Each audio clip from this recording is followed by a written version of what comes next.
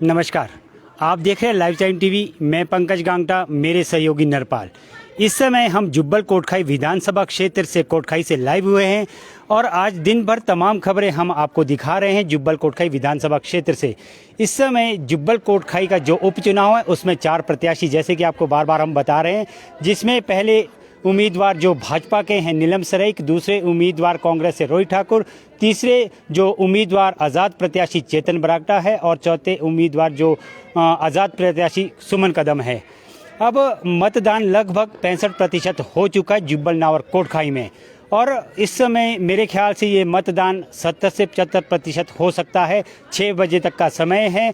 Live time TV की तरफ से हम आग्रह करते हैं जुब्बल कोटखाई की जनता से वो ज़्यादा से ज़्यादा मतदान करें, उनका अधिकार है, और अपना जो प्रत्याशी उम्मीदवार जो विधायक जुब्बल कोटखाई से चुने। जो साथ ही साथ हम आपको बता दें कि आज ये 6 बजे आपके जो चुनावी प्रक्रिया है वो पूरी हो जाएगी और साथ ही साथ यहाँ से जो ईवीएम मशीनें हैं वो यहाँ से जुब्बल भेज दी जाएगी और 2 तारीख को काउंटिंग शुरू हो जाएगी। लगभग 2 तारीख को रिजल्ट आ जाएगा और किसके इसमें ये फेवर में जनता मत करती है ये भविष्य के गर्भ में है। इस समय हमारे साथ जो आज़ाद प्रत्याशी है सुमन कदम जी वो जुड़ रहे हैं, उनसे जानते हैं किस तरह की जुब्बल कोटखाई की जनता को उनको स्नेह प्यार मिला है, उनसे बातचीत करते हैं। सुमन कदम जी, लाइव टाइम टीवी से बात करने के लिए आपका बहुत बहुत धन्यवाद। थैंक यू जी। जुब्बल कोटखाई विधानसभा क्षेत्र में आप क्या पहली दफ़ा चुनाव लड़ रहे हैं या इससे पहले भी किसी और क्षेत्र में आप चुनाव लड़ चुके हैं? नहीं, सबसे पहले तो मैं आपके माध्यम से एक शोक प्रकट करना चाहूँगी। जो हमारे वरिष्ठ नेता बाली जी की डेथ हुई है उसके लिए मुझे बेहद दुख है, उसका शोक व्यक्त करना चाहती हूँ मैं। अब मैं आंसर दूंगी अपना। जी। मैं इस विधानसभा से पहली बार लड़ रही हूँ और बहुत अच्छा लग रहा है कि जिस तरीके से, जिस विचारधारा से मैं आई थी यहाँ पर कि लोगों को समझाने के लिए, उनके अधिकारों के लिए, कि आप नेता से एक्सपेक्ट करें, पहले काम करवाएं फिर वोट दें। मुझसे लोगों ने काम करवाए हैं और मैंने काम किए हैं उनके, और मुझे बड़ा अच्छा लग रहा है यहाँ पर आकर। जी। विधानसभा जुब्बल कोटखाई क्षेत्र ही आपने क्यों चुना? वैसे 4 विधानसभा क्षेत्र और भी थे। एक्चुअली शिमला में ना चुनाव हो नहीं रहे थे, मुझे चुनाव लड़ना था। तो अब इलेक्शन कमीशन मेरा खुद का घर परिवार का तो है नहीं कि मैं उनको कह दूं कि सुमन कदम जी का मन कर रहा है कि इलेक्शन मुझे लड़ना है तो प्लीज़ वहाँ के सिटिंग विधायक को आप उतार दीजिए, तो क्योंकि मुझे लड़ना है तो ऐसा तो नहीं था। यहाँ पर इलेक्शन थे तो मैं यहाँ चली आई। जी। इससे पहले कोई आपने चुनाव लड़ा है? हाँ, मैंने एक चुनाव लड़ा था 2012 में मेयर का। मैं खुद एज मेयर कैंडिडेट थी जी। तो मैंने वो लड़ा था जी। तो आपने जुब्बल कोटखाई क्षेत्र तो शायद घूम लिया होगा, तो किस तरह का प्यार स्नेह मिल रहा है जनता से आपको? बहुत अच्छा मिल रहा है। एक्चुअली लोग ना ऊब चुके हैं पुरानी राजनीति से कि काम नहीं करते, नेता के पास जाओ वो काम ही नहीं। हाँ, एक तो ना बड़ी अच्छी क्वालिटी अपना रखी है हमारे नेताओं ने ना कि काम किसी का नहीं करेंगे, हाँ सबको बोलेंगे, हाँ हो जाएगा, हाँ जी हो जाए, काम किसी का नहीं होगा। तो लोग वही चीज़ मुझे बता रहे हैं यहाँ पर कि मैम आप भी आए, आप करेंगे कि नहीं करेंगे। पर जब मैं उन्हें फैसला ऑन द स्पॉट करके दिखाती हूँ, काम करके दिखाती हूँ, तब उन्हें लगता है कि अच्छा राजनीति ऐसे भी हो सकती है। जैसे एक बड़ा अच्छा सा एग्जाम्पल देती हूँ मैं। जब यहाँ पर सभी तीनों कैंडिडेट रैली कर रहे थे उस दौरान मेरे पास एक एप्लीकेशन आया, लिखित में एक शिकायत आई। एक सीनियर सिटीजन है सुरेश चौहान जी, दरबार गाँव से है वो। उन्होंने मुझे लिख कर दिया कि सुमन मैडम मेरे यहाँ 3 महीने से पानी नहीं आ रहा। आप इमेजिन कर सकते हैं 3 महीने से किसी के घर में पानी नहीं आ रहा। वो बोले मैं कहीं से अरेंज कर ले रहा था पर अब मेरे बिल्कुल हाथ से निकल गई है सिचुएशन, अब मैं क्या करूं? तो मैंने कहा कोई बात नहीं अंकल जी, आपने मुझे दिया है, मैं करके दिखाती हूँ। 24 घंटे से पहले मैंने उनके यहाँ पे पानी ला के दिखाया। मेरे पास रिटर्न है उनका मैसेज, मोबाइल के अंदर है। वो थैंक यू लिख रहे हैं, कह रहे हैं कि ये आप ही से उम्मीद थी मुझे, इसलिए मैंने आज वोट डालने से पहले कल आपको पहले ट्राई किया है कि हाँ मैडम आप मेरा पानी लाकर देंगी कि नहीं देंगी। तो मैंने दे दिया और वो बेहद खुश थे। और अब उनके एक्सपेक्टेशन देखिए, 3-4 उनके घर में 3-4 घंटे पानी आया 3 महीने का पानी 3-4 घंटे के लिए आ गया उनका पानी। अब वो कह रहे हैं मैडम 24 घंटे पानी लाइए, क्योंकि ये उम्मीद सिर्फ आपसे ही की जा सकती है। तो ये मेरे लिए बड़ी ऑनर की बात है, गर्व की बात है कि एक 65 साल के बुजुर्ग जिन्होंने इतने नेताओं को देखा होगा, मंत्रियों को देखा होगा, पर उन्होंने उन पे ट्रस्ट ना कर मुझ पे ट्रस्ट किया, मेरे लिए बहुत गर्व की बात है। इससे बड़ा प्यार मैं और क्या लूंगी। जी, जुब्बल कोटखाई विधानसभा क्षेत्र से आपके पास कितनी समस्या और कितनी शिकायतें आपके समक्ष आई है? मेरे पास अप्रॉक्स 1000 से प्लस शिकायतें चल रही हैं, जिस पे कार्रवाई मैं कर रही हूँ। कुछ चीज़ें ऐसी थी जो चुनाव के चलते मैं नहीं कर पाई, क्योंकि मुझे थोड़ा लोगों के बीच जाकर उनकी और समस्याएं लेनी थी। तो 1000 से प्लस मेरे पास समस्या है। आप इमेजिन कर सकते हैं, मैंने 2-2.5 महीने के अंदर, लोग कहते हैं सब खुश हैं, बहुत अच्छा है, सब बढ़िया चल रहा है, पर मुझे लगा नहीं ऐसा, क्योंकि अगर मुझे समस्या मिल रही है तो यानी मैं हूँ यहाँ पर। जी। लोगों की समस्या दूर करने के लिए मुझे यहाँ चुनाव लड़ना पड़ेगा। जी। तो यहाँ पे लोग दुखी हैं। बहुत लोग होंगे जो एंटी भी होते हैं, बोलते हैं कि मैडम कहाँ से आ गई, हमें जरूरत नहीं है आपकी। मैं उन लोगों के लिए नहीं आई हूँ जिनको जरूरत नहीं है। जी। मैं उनके लिए आई हूँ जिनको जरूरत है, जो निचला दबला यहाँ पे कुचला समाज है, जो कहता है कि हमारी सुनवाई ही नहीं होती है, चलिए जब बड़े बड़े लोगों के काम हो जाएंगे, पर उनके नहीं होते। मैं उनके लिए आई हूँ। जी, आपके पास 1000 लगभग शिकायत आई है, उसमें से कितनी शिकायतों का समाधान हो चुका है? कम से कम मैं 200 प्लस तो कर चुकी हूँ, और थोड़ा चुनाव के चलते मेरी स्पीड थोड़ी कम हो गई थी। जी। पर मैं वादा करती हूँ कि इस महीने मैं वो पूरी कंप्लीट कर दूंगी। बल्कि मैंने एक अभियान भी शुरू किया, उसकी आज मैं तैयारी भी कर रही थी। पूरा धर पकड़ आंदोलन शुरू कर रही हूँ मैं।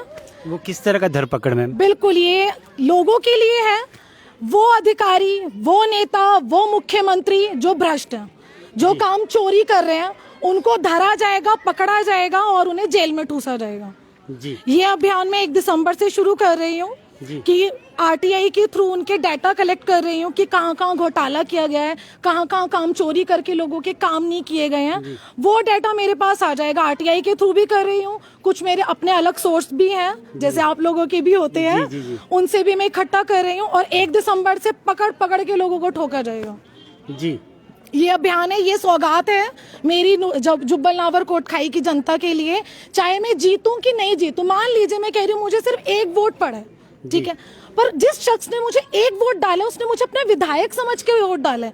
मैं उसके लिए विधायक हूँ, मैं उसके लिए वो सिस्टम, उसको बिल्कुल चाहे मैं जीतूं या हारूं, मैं ठीक करके दूंगी। जी। तो इसीलिए मैंने ये अभियान शुरू कर रही हूँ, ये आंदोलन अपना धर पकड़ आंदोलन। संभल जाओ अभी भी, वो सभी अधिकारी, वो नेता, वो मुख्यमंत्री, अगर कुछ भी आपने भ्रष्ट किया तो छोड़े और बख्शे नहीं जाएंगे आप। जी, जुब्बल कोटखाई की जनता आपसे किस तरह से संपर्क करेगी? क्या आपने कहीं ऑफिस खोला रखा है क्या इस बारे में? अरे पुराना जमाना छोड़िए, ऑफिस जाना, नेता को पकड़ना, हाईफाई जमाना है, मोबाइल का जमाना है। मैंने अपना हेल्पलाइन नंबर जारी किया हुआ है 9015323193। इस पर कॉल करिए, अपनी रजिस्टर करवाइए कंप्लेंट, और काम होगा, 100% होगा। आपको कहीं जाने की जरूरत नहीं है। जैसे यहाँ पर कहते हैं ना, हम ये ऑफिसर, ये दफ्तर खोल देंगे, ये सचिवालय खोल देंगे, वो खोल देंगे। मैं कह रही हूँ आने वाले टाइम में मैं सब बंद कर दूंगी।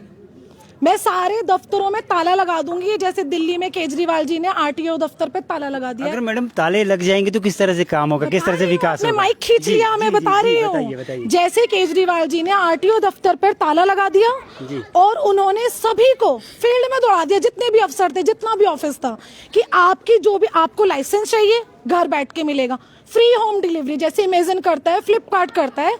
आपने अपना फोन नंबर से उस जो उन्होंने इशू किया है नंबर, उस पर कॉल करिए, अपना सुटेबल टाइम बताइए, अधिकारियों का नहीं, जो फील्ड में घूम रहे उनका नहीं, अपना, कि मैं आज 10 बजे फ्री हूँ, मुझे लाइसेंस चाहिए, तो किसी को आप 10 बजे भेज सकते हैं रात को।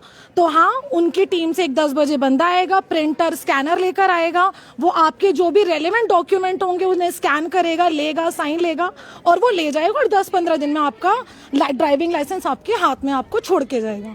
तो आने वाले टाइम में मैं ये चीज लेकर आना चाहती हूँ जुब्बल कोटखाई में, कि जब लोकतंत्र है, लोग यहाँ, लोकतंत्र का मतलब क्या है कि लोग राजा हुए, यही हुआ ना। यानी जो सरकार बनाई जाती है लोगों के द्वारा बनाई जाती है ना, तो जो सरकार बनी वो लोगों की सरकार हुई, तो लोग हुए ना अधिकार, जो मेन राजा हुए वो लोग हुए, ठीक है। तो वो काहे को अपने नौकरों के पास जाएंगे कि डीसी के ऑफिस में टकरे हैं, एसडीएम ऑफिस जा रहे हैं, क्यों जाएं? जी। नौकर को आना चाहिए ना। हमारे टैक्स इन लोगों की सैलरी दी जाती है, जी। तो फिर हम लोग क्यों जाएंगे उनके दफ्तर? वो आए ना हमारे पास में।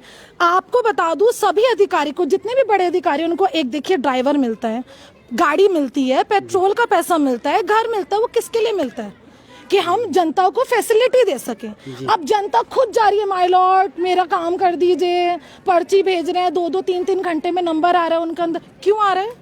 जब जनता राजा है तो जनता को उन्हें आना चाहिए। वही सिस्टम मैं यहाँ लेकर आना चाहती हूँ कि अब जनता घर बैठे अपनी समस्याएं लिखवाए और अधिकारी दौड़ कर आए कि बताइए सर मैडम क्या काम है आपका, हम करके देंगे जी। तो वो सिस्टम हम लेकर आएंगे यहाँ पर। चलिए सुमन जी, मान लिया जाए आपको यहाँ से जनता अपना प्रत्याशी चुनती है, विधायक चुनती है, पर आपके पास सरकार नहीं है, आपके पास अपनी पार्टी नहीं, तो किस तरह से जुब्बल कोटखाई में विकास करेंगे? ये भी एक प्रथा चली आ रही है। जैसे मैंने पिछले इंटरव्यू में भी अपने कहा था जी। कि जैसे सती प्रथा थी, अच्छी थी नहीं थी ना, तोड़ी गई, बंद की गई, बैन करी गई। बाल विवाह था, बेकार था, वो तोड़ा गया, बंद किया, बैन किया गया। ऐसी मैं बताना चाहती हूँ, अगर किसी में जज्बा जी। है तो उसे ना किसी सरकार की जरूरत है, ना किसी उसे मंत्रालय की जरूरत है, बस उसमें हिम्मत होनी चाहिए और उसमें काम करने का जज्बा होना चाहिए। जी। तो मेरे में वो पूरा जज्बा कूट कूट के भरा हुआ है ना, तो मैं किसी से डरती हूँ। अगर कोई मेरे खिलाफ, ये मेरे से अगेंस्ट की, हाँ सरकार जनता के अगेंस्ट जाके आप काम मैडम करेगा। किसी से डरते नहीं, आपके अंदर एक महिला होने के नाते किस तरह से, इसी तरह से आपके अंदर हिम्मत है?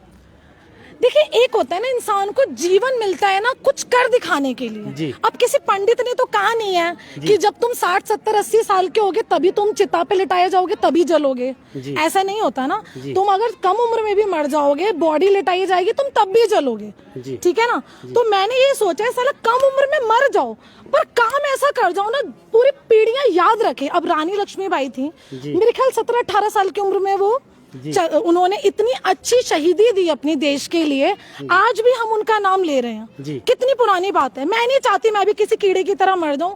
कम से कम एक जीवन मिला है, कम से कम 100 लोगों का तो भला करके मरूं ना मैं। तो वो हिम्मत है मेरे में और मैं करके रहूंगी। जी। अभी और आपका देखिए, महिला कार्ड खेलना बंद करते हैं जी। कि महिला कमजोर होती है।